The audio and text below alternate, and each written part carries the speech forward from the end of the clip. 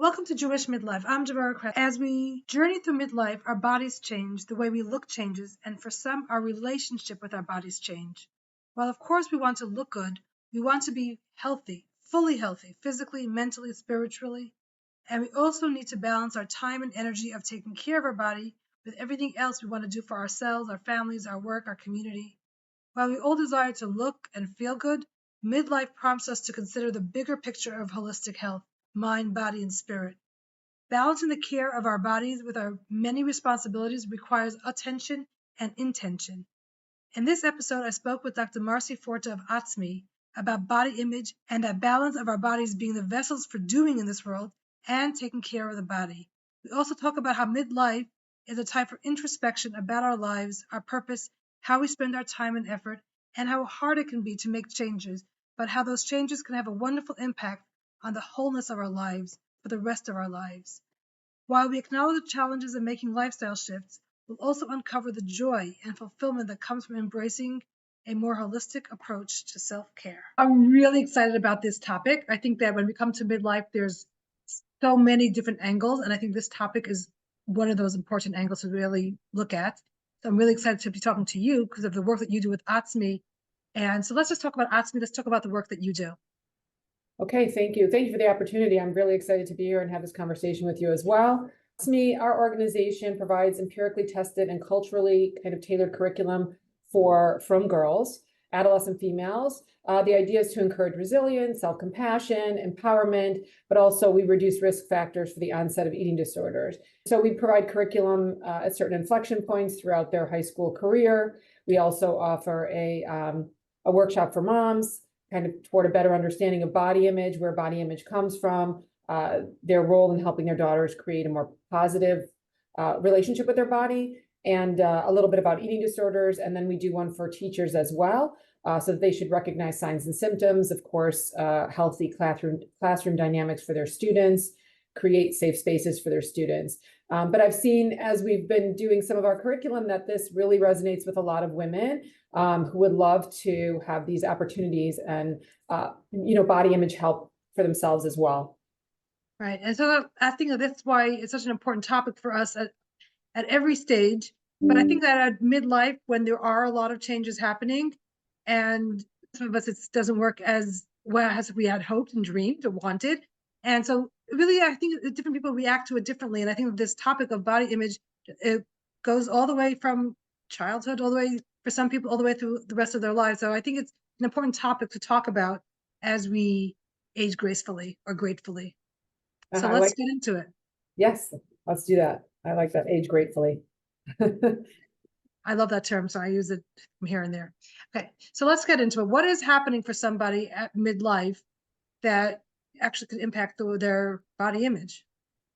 Well, I think, body image is really established from a very young age, kind of how we feel. Our self-image is very closely tied to our body image, how we feel about our bodies, in our bodies. And so that kind of comes throughout our life, and we go through different journeys in our life, and midlife or life changes, perhaps menopause or perimenopause, comes with a lot of different changes in our bodies just biologically, right? Because our bodies are changing, we're losing muscle mass, maybe our metabolism is slowing, and things are just changing kind of naturally. And so maybe our body is not exactly the way it was, or it could be due to medications that we're now taking, or illnesses, or stress in our life, or lack of sleep. There are so many factors that can go into, what our physical body looks like. And so those changes, even for women who, Baruch Hashem, have had large families, and they're now going through a place in their life where they're not going to be having children anymore. All these changes can create a lot of strain and stress for a woman, and this can lead to struggles with her body image. I think there's the whole idea of all these changes in our life altogether. And because for some of us it's happening from the outside, our circumstances, but for a lot of us it's also happening from our body itself. And some people just don't like what our bodies are doing for us. And so I think that, like, come on, I used to be able to do this, or I used to be able to wear that, or I used to be able to, and now I can't. And I think people are looking at their body as the reason why they can't be doing it and really being upset with their body. And I think that this topic of body image is such an important topic. So how do we think differently? How do we look at this differently? when I talk to some of the girls and we talk about our bodies, we want to talk about our bodies as vehicles, right, from Hashem to carry our neshama throughout this world. And we have to have a lot of respect for our bodies and all the wonderful and amazing things that they do for us each and every day.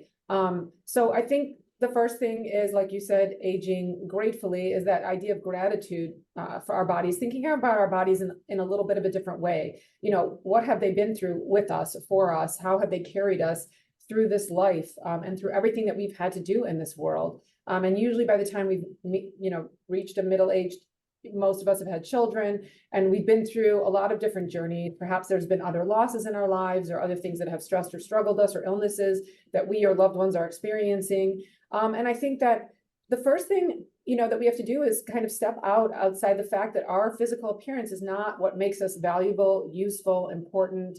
That is not what gives us what is going to carry on in our world, in the world after we're no longer here, right? What are the important things that we've contributed to, that we've done, our spiritual accomplishments, our children? I think we kind of have to step outside feeling like our appearance is such a valuable piece of who we are. And that's hard. It's easier said than done, without a doubt, because we've all grown up kind of with the same messages. But the reality is that it isn't as nearly as important as who we are, our talents, our abilities, our kaichas, our capabilities, all the beautiful brachas that Hashem has given us. These are the things that will last and that are actually meaningful. So, kind of changing the conversation, thinking about things a little bit differently, trying to compliment people on things other than their physical bodies. I think that's really a hard one for people. When we see somebody, that's what we tend to notice right away because we're looking right at them. But most of the time, if you think about it, the things we say are, did you lose weight? You look gorgeous. I love your sheitel. And I'm not saying that there's never a place for a compliment about someone's physical appearance, but I would say that it's way less valuable than the fact that you saw them, or that they helped you with a problem, or that they always make you laugh, or that they have such a positive energy about them. There are many other things that we can focus on when we see somebody that will kind of reinforce the message that our physical appearance is really not a primary way of judging our value. So true. There's so much we can talk about. Personally, I like to be seen for who I am. I mean, yes, how I look is a secondary level of compliment. But I think that I contribute so much more to the world than what I look like, that the compliments of what I look like, they feel like you couldn't find anything else to say about me. And I try not to judge that, but I also feel like I just did whatever I did, or and you noticed what I look like, which is, I'm glad you noticed that, but I did something, I said something, or I contributed something. I personally would like to be noticed for that. And I think that for myself, like, just recognizing that I am so much more than what I look like. And this body's going to have to take me for the next 30, 40 years. And if I'm going to be upset at it for the way it looks, then I'm just wasting my energy. I mean, that's how I see it, because I have so many things I would like to do. Right. And we don't always know why someone's body looks the way it looks. In other words, I could tell you many stories that people have shared with me about going through either a depression, a divorce, a loss of a loved one, even a purposeful weight loss. But if someone is losing weight because they're not well and people compliment them on their weight loss, they feel even less like they're noticing them. They feel like, I don't feel good. I look pale or unhappy, but yet you're telling me that I look beautiful because my body now conforms to this appearance ideal that is just completely arbitrary. Or another lady who shared with me that she had gone on a purposeful weight loss journey and she had lost a large amount of weight, and that people started to be nicer to her and talk to her. People who had never noticed her before, people who had never spoken to her before, were all of a sudden paying all this attention to her. And she actually felt horrible, she said, because she felt like, oh, so I wasn't worth talking to when my body was large. And now that I've made my body smaller, all of a sudden I have value. She said she felt worse about herself than she ever had before. Wow. Wow. All of that was talking to others in a way of how to kind of talk to other people. But let's also talk a little bit about how we can talk to ourselves about our body. And yes, I do think that part of it is when we recognize other people for who they are, then we might also, that comes back at us, that we recognize ourselves for who we are. Not to say that everyone is always obsessed with the way they look, but I think that as we get older and we have so many more things that we could be contributing to the world than only what we look like. Because maybe I think some people age beautifully, and some people less so. But I think that we always were more than what we look like. But I think that at this stage, we are so much more than what we look like. We have so much to contribute. How can we talk to ourselves so that we can be more than just what we look like? I mean, there's a lot to unpack there. I think we have to make a concerted effort. It's not an easy thing that will change overnight, especially as we age, we become just a little more set in the ways that we've grown up with. And the reality is, I like to compare it almost to like a fishbowl, because we're like goldfish. We've all been swimming in the same water. We all have been hearing the same messages. And those messages are that if you are thinner, or if your body conforms to a smaller size, that you are more valuable, that you work harder, that you're more motivated, that you have more value. And these are completely, obviously, inaccurate, not true at all. But we've kind of been conditioned to believe that. So I think that it's not an uphill battle and that you can't win it, but I do think it's a conscious battle that we have to take on almost every day. I think part of the way that we can help ourselves is to realize what we're leaving for our daughters and granddaughters, for what will be the messages that we will be giving them for the rest of their lives as well. But I think that even having support groups amongst ourselves to talk about things that are valuable to us, understanding, like I said, the value of our physical bodies, how Hashem created each of us perfectly with everything that we're meant to have and we're meant to be, right? I always talk about, if you need it, you have it. If you have it, you need it. The idea that we were created perfectly with everything that we need. We're all very different, personality, academically, professionally, how we raise our family. Everyone is different, and we're not meant to all look and be the same. So that's not what it's meant to be like. So I think just kind of talking ourselves down sometimes from some of these ideas that we have in our brain, that we have to be this way, we have to look this way, or we're failing in some way, is the first step toward kind of really seeing ourselves for who we are deeply, and appreciating ourselves for something underneath. Because once we kind of pull back that message that it's not about what we look like, and we can look deeper into what Hashem has given us, and appreciate that our mission in life, what we're meant to be doing, what has value in our life. If we look at what really has value, our families, our children, the chesed that we do, the mitzvahs that we fulfill, the davening, our tefillah, our tehillim, like when we look at the things that actually have value, they aren't about what we look like at all. I just want to put that disclaimer. It doesn't mean that we should like forgo what we look like, because especially at this age, we need to be strong as we can be, putting the effort into our bodies, not necessarily into the way our bodies look, but to keep ourselves strong and healthy so that we have many more years. So it's not as if just foregoing ourselves altogether. No, that's our highest, honestly. To use physical movement isn't about making our bodies conform to a certain size. Physical movement is because it's healthy for you in many ways. It's for your immunity, for your endurance. It's even for your mental health. Physically moving our bodies is something that is important for us on many levels. If we are only exercising to make our bodies smaller, then we don't enjoy it as much. We dread it. We might not do it as often. We might do it in a dangerous way. But if we are doing exercise because we know that we're investing in our health, just like we daven every day or we learn, you're investing in yourself when you do these beautiful things. So exercise is one of those things. Nourishing our body in a good way is another way to do that. Taking care of our body doesn't mean not caring about its appearance. It just means that we don't look at our appearance as how we value ourselves, as the primary way that we value ourselves.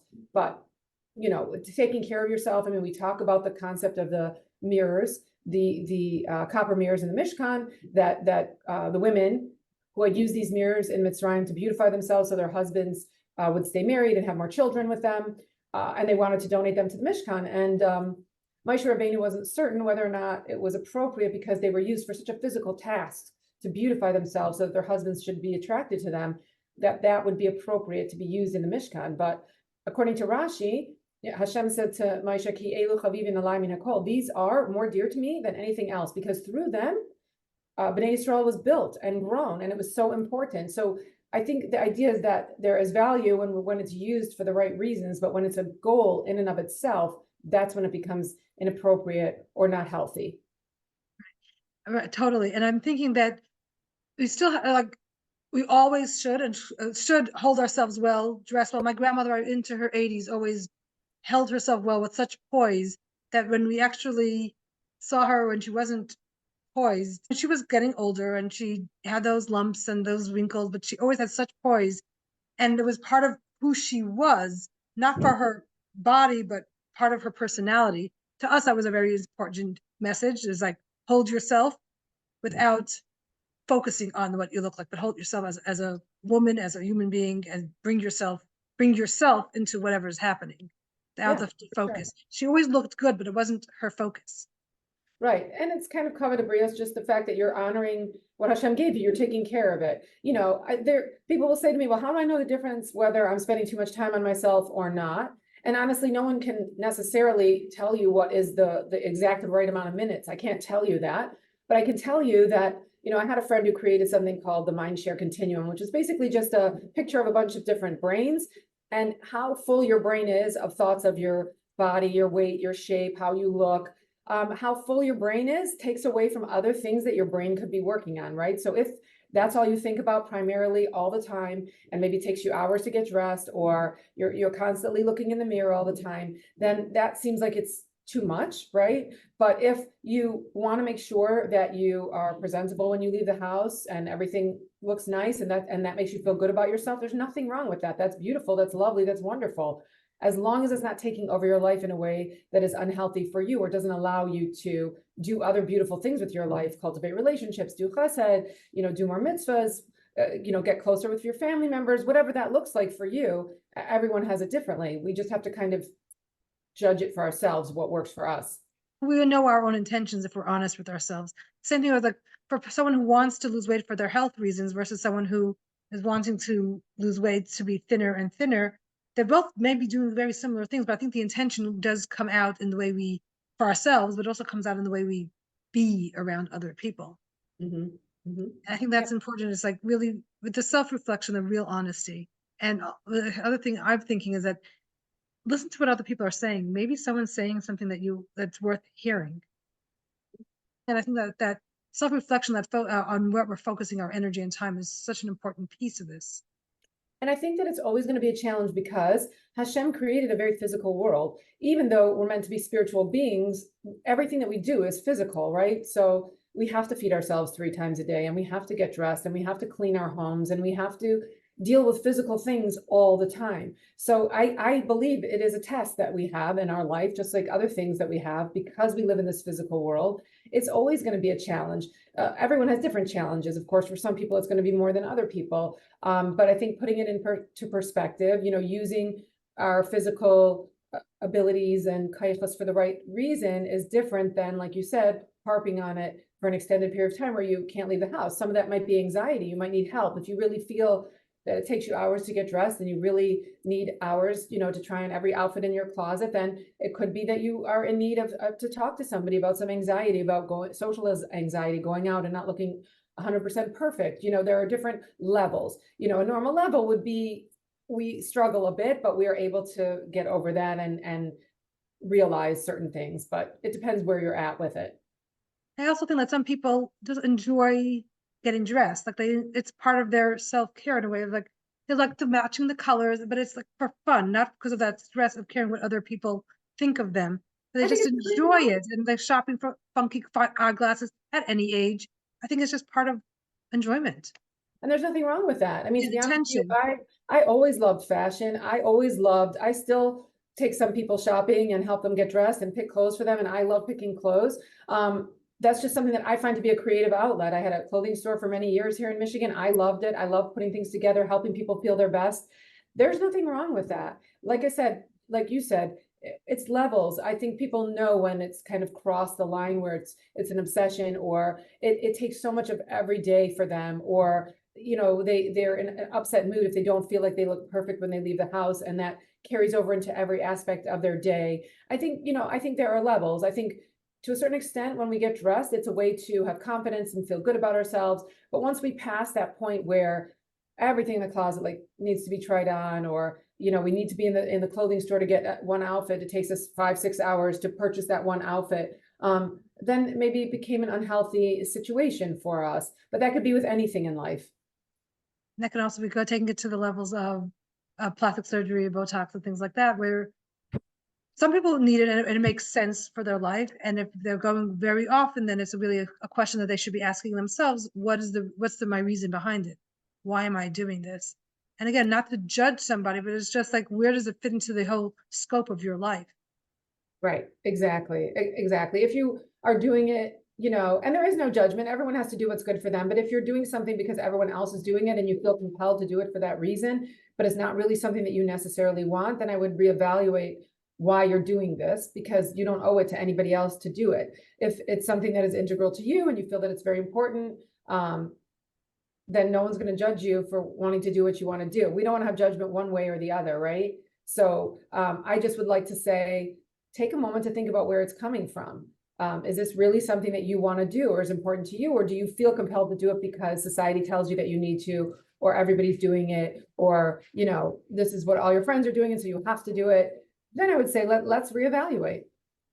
I think when you said that everyone's doing it, it just reminded me of Ozempic that everyone's doing now. Yeah, yeah.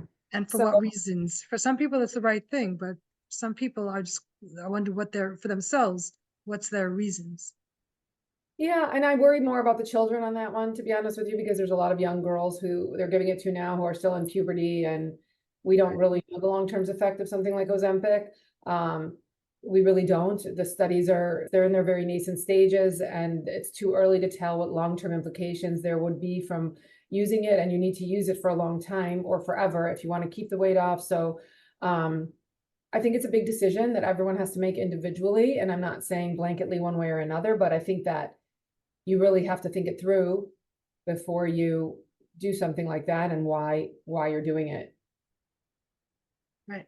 So I was also, when I'm talking about concerns about what we look like, uh, there's also the amount of just other things to consider is like how much time and how much money and how much effort is going into it and where else you might use it. So I'm wondering if finding other places to use your time, like if someone was into their looks for 30, 40 years, they may not even know how to, like they say, okay, I don't want to be doing that as much, but finding something else to do.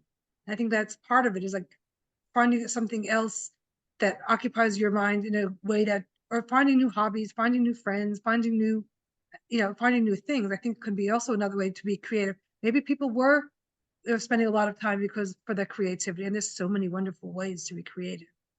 There's so many wonderful ways, and there's so many cheseds that you could volunteer for. I think it's really a bracha when you feel like you found your mission and you know what you love to do, and that you are enjoying doing it and you're contributing to the world in some way. I think that it can be a journey to figure out what that is and what gives you joy. And if you've been spending time on something like that and you want to try to step back on it a little bit and find out something else that gives you joy, like you said, I think there are a lot of options out there, but again, that's kind of a personalized journey that you'll have to take. But I do think that if someone has a really creative outlet or loves that, then they can use that to help other people feel good about themselves. Maybe they can even become a personal shopper, or put outfits together online and help people. There are definitely things. Some people hate shopping, hate getting dressed, would love it if someone put outfits together for them in their closet and was creative for them. Some people really hate that. So anything that you do that makes somebody feel good about themselves uh, is beautiful, right? I think that message of anything that you do to make someone feel good about themselves, I think we started with that. And I think that when we were talking about it within the realm of body image and finding other ways to complement, I think that fuller thing is that when we get to midlife, many of us have all this love to give, and our kids are not necessarily living at home. So we have what we can do to help others feel good about themselves. It's just, let's figure out where the right way that feels right for us to be making other people feel good about themselves, whether it could be a compliment, but it could be so much more. I Yeah. think that's an interesting way of using the time and energy, perhaps in another way. And I think that that's part of discovering what's unique about you, what Hashem has blessed you with. Because I think sometimes we haven't taken the time to step back and say, what are my priorities in my life? What are some of my qualities? Sometimes taking a minute to step back and do a self-evaluation can be extremely helpful in deciding where I would like to put my energy in this stage and phase of my life right now, right? So if, that's why we talk a lot about this with moms, with girls. what are my qualities? What am I good at? What do I have that is special about me? And it's hard to be honest with ourselves because most of us don't like complimenting ourselves. That's the truth. But if we're being honest and it's just us talking to ourselves, then maybe we can feel a little more open to do that. But what are my qualities that would actually be something that I could give or that I have that is positive, that I can grow from? And then what are my priorities in my life right now? Are my priorities to spend time with my children? Are my priorities to give back and do chesed? Are my priorities to be a part of another organization or to start my own business? What is a priority? Do I need the parnasa right now? I think we have to set priorities in our life because otherwise you're kind of lost, because then what am I going to do it for? And then boundaries around your time and energy. So if your priority is that you need a job for parnasa, how many hours a week are you going to work? How many hours a week are you going to spend with your family or cooking for Shabbos or Yom Tov? It's important to lay these out. Otherwise, we kind of go back to the things that filled our time because it's too hard for us, right? We haven't thought it through. And we just fall back to our default. Yeah, for sure. And there, we all do that. I mean, there's really no judgment on that. It's very hard to change. It's very hard to change something that we do, our thoughts, our behaviors. It's a process. You have to be dedicated to it. When you take on an extra mitzvah, we're always so careful. I don't want to take on something too huge because I want to be able to commit to it, right? So you just have to, it's baby steps, honestly. It's just baby steps. And that's okay as long as you're going in the right direction. It doesn't have to be huge strides, just little steps.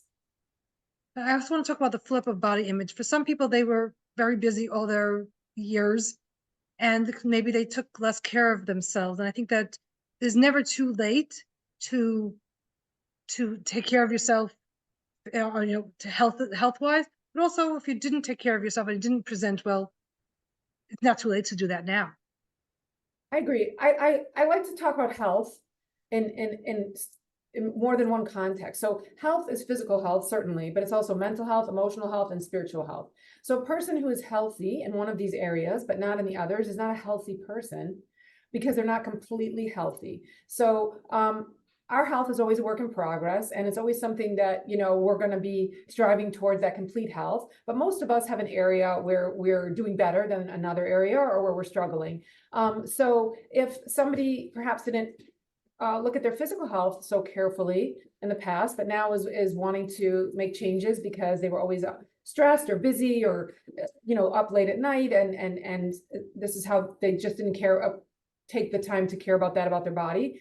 Now they can change that, but it didn't mean that they didn't tend to the other parts of their health, right? So I think we have to take it apart in a full context. You can't just have physical health without emotional health, spiritual health, our mental health.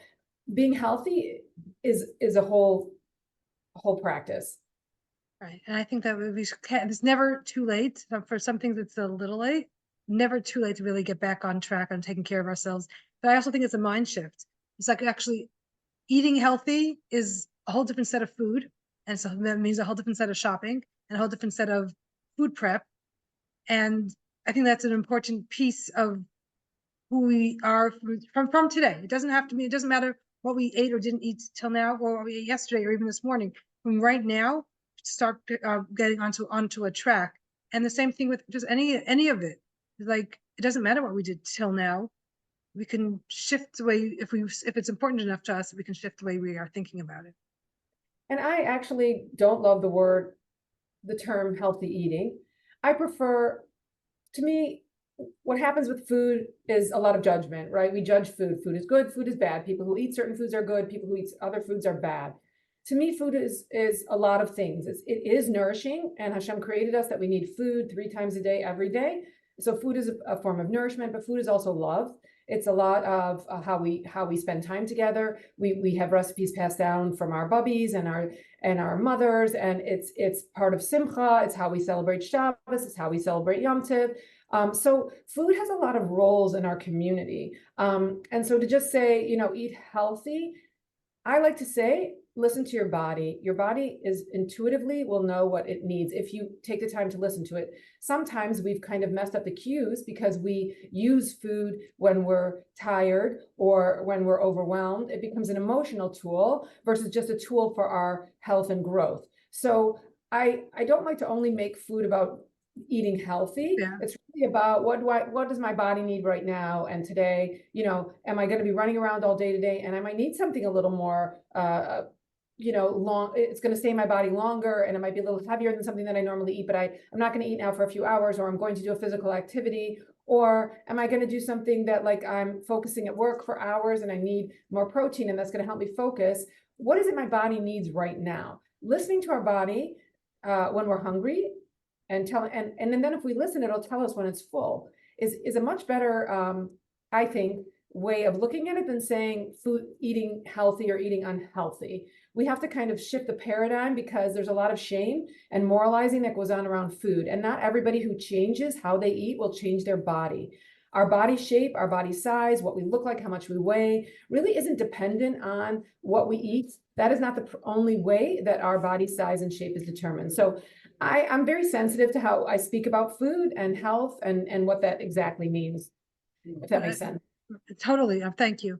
I'm also thinking that what you said, like that some recipes are part of Yantif. So that means possibly having that one donut or whatever, those donuts on Hanukkah, and not skipping it and depriving while everyone else is eating and sitting there feeling deprived. I'm also thinking about traveling, and there's this exotic dish and not eating it just because it's not healthy, but being part of living life and experiencing life. And sometimes that means eating something that is not considered healthy. But I think that when we talk about the full health, that's right. Food is just a part of joy. It's part of our experience in life. And again, it's one of those physical things that Hashem has given us. So again, it's going to be one of the things that we struggle with, because our spiritual life is dependent on our physical living, right? So, and this is how Hashem created the world. But I do think we have brachas, we have ways of elevating our food, but we use it in very joyful ways. So I don't like when we demonize the food, or like I said, moralize the food, because food has different purposes for different people at different times in your life.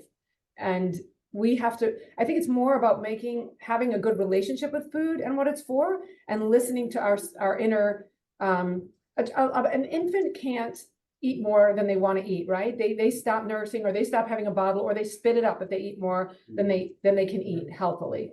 So the idea here is that we've kind of reprogrammed ourselves over time, right? We no longer necessarily listen when we're hungry and when we're full. We might eat when we're bored. We might eat when we're stressed. We start to use food for different reasons. And especially in younger years, when we use food as a reward or as a punishment for our children, or in school, you did this, you get a candy, you did this, I'm rewarding you with this, right? So we've kind of created an unhealthy relationship ourselves with food and what its purpose is. But when we strip it away and we go back to the reality of what food is, it's really nourishment, but it's also love and connection. And that's kind of how food is. So I don't like to demonize it or make it evil. I want people to enjoy it when it's Yom Tov, and it's especially Yom Tov, and it's Hanukkah, and we eat donuts. I want them, to go to another country and be able to enjoy, what they have to offer there that might be ethnically different, or they're going to enjoy it, or they're on a cruise, or I don't know whatever else it is. Enjoy it for what it is, and don't judge it, because our food is not the only thing that your body size comes from, like I said before, definitely movement, but also really illnesses, stresses in life, medications, life stage and a phase, your sleep habits. It comes from your socioeconomic status, your gender, your age. There's so many factors. So the idea is to treat our bodies with respect, to treat them with kindness, to do what is good for them. And part of that is trying to nourish our bodies in the proper way. So, yes. There's so much, like you said, there's so much to think about food, not to think about food, but to think about food, and actually change it a little bit. Yes, we want to be healthy, like what I'm hearing now, at least is be healthy, but see it as part of life. Okay, not abusing the amounts of food, but also not judging ourselves for the amount that we did eat that time. Or just in general, and certainly not judging somebody else or taking something. No, you should never judge somebody else, because you don't know their body's journey. You know nothing about their life, their illnesses, their genetics, their medications, their stresses. I mean, it's never our business to judge somebody else's body size or shape. That we should never, ever do. Our children should never hear us talking that way. It's not our business to do that.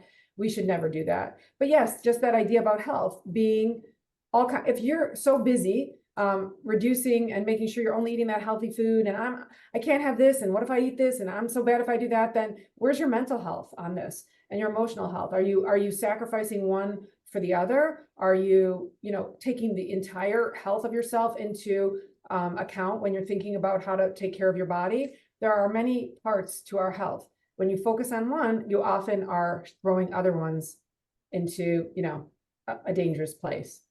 Right. It's just like, I think that whole idea of refocusing on what we think about food and movement and what we look like and how we present. I think that whole shift is like really being a little bit more cognizant, like slow down and say, what do I want for those things? And what was I doing? Why was I doing that? And could that inform what I want to do from here on? Because we have so many more years to go. And if we're going to be obsessing about things that take up our energy in the wrong way, I think that it's just, for me, it would be a pity to be putting so much energy in that. Of course, I want to live longer, so I want to eat well and movement and mostly try and try to get into a real habit of it.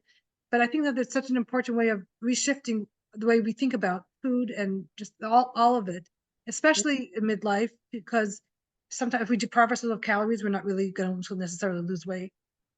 No. And definitely won't be in a healthy way, Right. in a way that gives us the strength. I mean, if we deprive ourselves of certain nutrients, it's really going to feel it in our bones and in our muscles and in everything else. So that's definitely not the way to do it. If someone feels that for health wise they want to lose weight, there's people they can talk to. But just to starve ourselves or the diets that we used to do, 10 years ago, even 5 years ago, may not have been good for us then, and certainly may not get us to lose that weight now. I mean, the numbers show that 95% of people will gain the weight back within 3 years when we're dieting. First of all, when you're limiting significantly your caloric intake, you are slowing your metabolism down. So A, it's not sustainable, and B, it ultimately ends up hurting your body. So you have to find a balance of the right amount that you need to eat and the right types of foods that you need to eat. There are a lot of things that go into what we eat or don't eat. Do you know what I'm saying? There's not, I think when people think that there's only one right way, I kind of laugh about that because I think to myself, there are so many different ways to do so many different things. Why would we think that there's only one right way to eat? There's a million different diets. People are doing all kinds of different things. So why are we assuming that there's only one right way to do anything? There isn't only one right way. What works for one person's body as far as for their energy and them feeling good, because sometimes people lose the weight and they don't feel good. They don't have energy anymore. They can't get stuff done. They're distracted. They have headaches. In other words, like I said, sometimes when you're focusing on one area, then you're damaging another. So we have to be really careful to find balance. The whole idea to me is balance. You don't want to focus too much on our body, and we don't want to focus too much on anything that we do. We have to find that balance where we're spending enough time, we're doing it properly, but we're not overdoing the issue on it. I think that's really one of the keys. And I really like what Rabbi Twersky said, and I don't have the quote in front of me, but he talked about the fact that ruminating about the past will get you nowhere. So go ahead and learn from the past what you can and go forward from it. If we're going to spend our life thinking, oh, I didn't take care of myself all these years, and how am I going to get into it now? And I'm terrible. Then you're guaranteeing that you're not going to make new changes going forward, right? So the idea is, okay, maybe I made a mistake in the past, or I don't like what I did in the past, and I want to do something differently to feel good about myself, to find my talents, to connect with something that's important to me. So I'm going to just kind of leave the past where it was. I learned all these things from it, and I'm going to go forward. I just don't like people to feel like they're stuck in the patterns that didn't serve them from the past. Right. I think that thinking about the being stuck can also keep us stuck. It's just like, okay, that was, take what I can, and like sort of the way I visualize it is like, it's like a clementine. Take the clementine and throw out the peel. I got what the peel did. I got what the peel needed to do. Protected my little clementine, and now I don't need it anymore. And just once I threw it out, I threw it out. I can't get it back. And that visual for me works. Like I got the message. I don't have to hold on to the story that taught me that message, or mistake that I made, or the mistake that somebody else made. Even I just got the message and move on. Yeah, for sure, for certain. I think I've been to a lot of conferences, I've spoken to a lot of women, and what I find is that oftentimes they're holding on to messages that they believed from a very young age, right? I had a couple women who came up to me and told me that like from the time they were 6 or 7, their moms took them to Weight Watchers. And they said their whole life they've always been counting points, I think is what they do in Weight Watchers. They've been counting points of foods and things like that. And they've never really felt comfortable that they know how to feed their body properly. If they don't count the points or whatever it is, then they are not doing what they're meant to do, or they're going to not be able to control themselves. And so they no longer trust themselves. And that's just really a sad way to kind of think about it and live. I think we have all had these messages from a very young age, but we don't want to teach our children that this is what they have to live their life for, is to be a certain size and to restrict and to eat and do things in a certain way. We know it doesn't work. If you look at the studies, they'll tell you that Americans, people all over the world, are the heaviest they've ever been, right? We have a lot of guilt and shame and stigma that goes into people of larger body sizes. And it's not making a difference. We're still gaining. So taking away that stigma and letting people figure out what intuitively their body needs and doesn't need and is hungry for, and is, those things are actually going to make the changes, not shaming people around their body size. And not shaming ourselves. Shaming ourselves. Yeah. Mm-hmm. Yeah. There's a lot of that. And then people who shame themselves tend not to take care of themselves. They don't do things that are proactive for their health or preventative. They don't go to the doctor as often as other people. They don't want to be shamed in the doctor's office. They don't want to be, told that you're doing bad things or whatever it is, and be blamed for their illnesses based on doctors who might not have knowledge of certain things. So, it's very hard. It becomes a very vicious cycle. But we can stop it. We absolutely can. I believe we can. I do believe that, yes. With support or step by step, but just because we were doing something doesn't mean that we have to continue it. And I think that in anything in life, and Right. health, weight, whatever it is, it's all part of it. It's just a thing in life that we could just shift. Neuroplasticity, we can just shift. Now it's not We do that all super the time. easy, but very, very possible. Yes, but we do that when we learn something new, and we take on an extra mitzvah, when we walk 10 minutes longer outside, when we talk on the phone longer with a friend, but we're a little more tired. Like, we are constantly challenging ourselves and making changes, right? I think certain changes we are fearful of, or a little harder for us to step outside our comfort zone because they've served us. It's very interesting to me. I spoke with a lady once who had a very long battle with an eating disorder.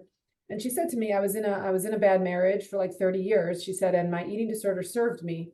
She said, but now I'm out of that and I'm in a healthier place. She's like, and it's no longer serving me. I think sometimes we think that's something that was negative for her. I'm not saying it was a good thing that she had that, but what I mean is like sometimes we have something in our lives and at the time we need it or it serves us, but then it's hard for us to let it go when it no longer serves us or it's not serving a purpose. So I hate when we feel that we have to be stuck in that we can't just say, okay, like you said, like the peel, throw it out. It had a purpose. It saved the clementine, but it no longer serves a purpose for me. And I no longer choose to get stuck in it anymore. I'm going to take ownership. I'm going to take it back. Whatever that looks like for me, I'm going to make a change. And it's possible. And I think that's the important message, is that all of this, whatever was, and it's possible to make the change. And I think that for this stage and going forward, I think that we really can live more fully by living more fully and not focusing on smaller things that are, or they were big things that are not really serving us well. Exactly. And I think we all want to we've all invested in this stage of our life that we're in. We've all invested in our children and in our lives in many ways. Why not be able to step back a little bit and have some joy from it? It doesn't mean you're going to stop living or doing things for yourself, but the idea is that, when we're younger, we're just moving, going. It's kind of like, you're wound up, but now we're in a place where we're starting to unwind a little bit and we can maybe step back and enjoy it. And that's okay too. I think step back and reflect on it first and definitely enjoy it. But I'm saying reflect on, like, how did I get here? What is working well? What do I want more of? And what can I do a little bit differently? I think we should do that throughout our life. But now, especially, I think that with midlife, we have that space. Many of us have that space to do that. And because our peers, many of them are also doing that. We actually have people to talk to, support, and maybe we have to get out of our comfort zone a little bit to start the conversation. But our peers, many of them are actually reflecting and making some changes in their lives, and we have people to do it with.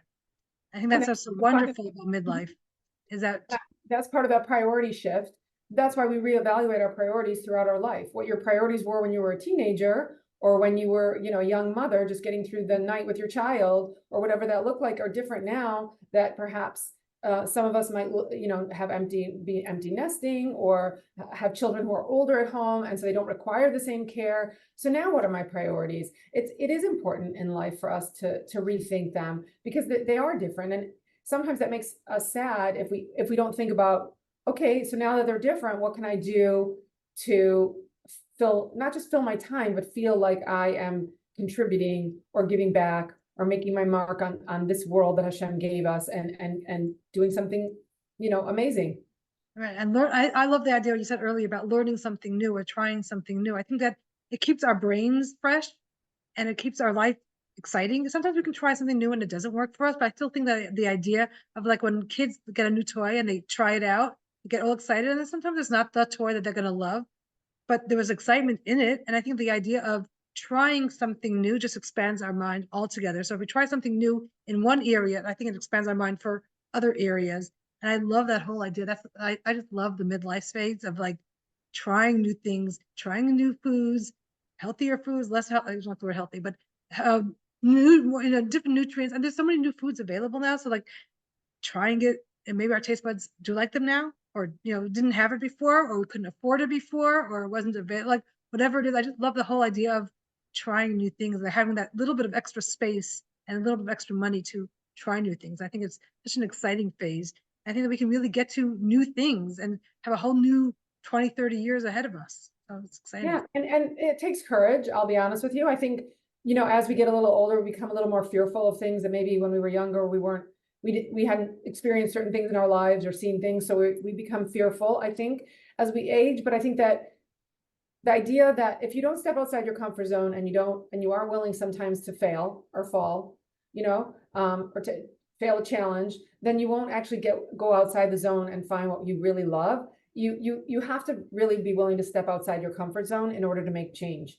And so just trying it is great, but maybe, like you said, maybe a food that you didn't like before that you're so scared to put in your mouth because you always hated it, or trying a new activity that you didn't like before. Anything that challenges either you physically, mentally, emotionally, spiritually, something that is kind of courageous, because when you accomplish something big, it gives you this confidence boost to go and try more. Right. And I think that's a great way to end it. Like just try something new thinking, new activities, just enjoy what midlife has to bring us. And we will maybe look different than we did when we were 20. I mean, we will, not maybe, we will look different. We will feel different. Yeah. And that's just how it works. But we can still do amazing things with the rest of our lives. Yeah. Yeah. I agree with you. I think that that's part of the appearance ideal, that we've always been told that if you are 50 or 60 and you don't look like you're 40, then do whatever you can to like reverse the aging process, right? And there's no judgment, but the point is that but we are older, and this is how life is, and we don't have to look a certain way to have value. We have wisdom, we have life experience, we have so much to offer and share. I personally think women in this life stage have a ton of wisdom to share with people. So many things that they can contribute. I think it's a wonderful life phase to be in, actually. Me too. So do I think so. So I love working with people at this phase.